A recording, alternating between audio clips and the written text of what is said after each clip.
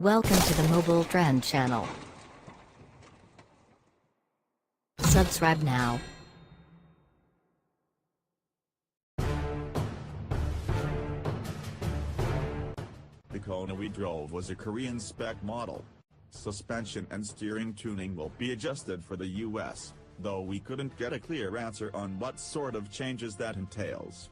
Expect the US model to be a bit softer than what the Koreans and the Europeans will see, though we'll have to wait until a full first drive to be sure. Hyundai has been on a roll lately, releasing a series of solid if not exactly groundbreaking products, though until now the company was missing an entry into the ever-burgeoning B-segment crossover. For several years, compacts like the Honda HR-V and Mazda CX-3 have ruled the class, but Hyundai is going all in on crossovers, with several new models on the horizon. The first one out of the gate is the Kona.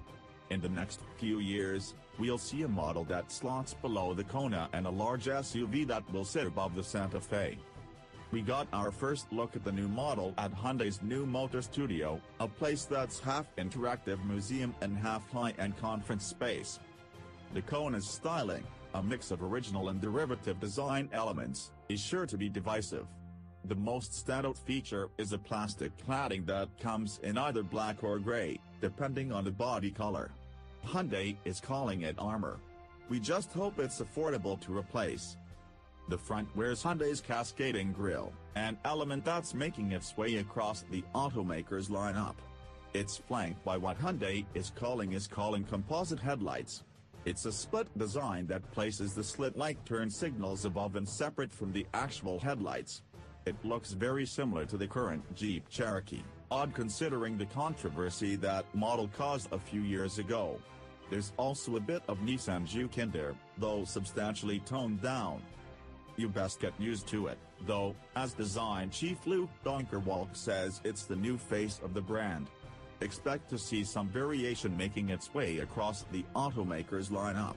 Not so with the rest of the Kona, as Donkerwalk said each model will get unique elements only found on that particular car. For the Kona, it's the armor. Other exterior design cues include the floating roof with the Land Rover-esque D-pillar and the two-tone paint scheme that adds a black roof to certain body colors. Like the cladding, there's no mixing and matching the body and roof colors.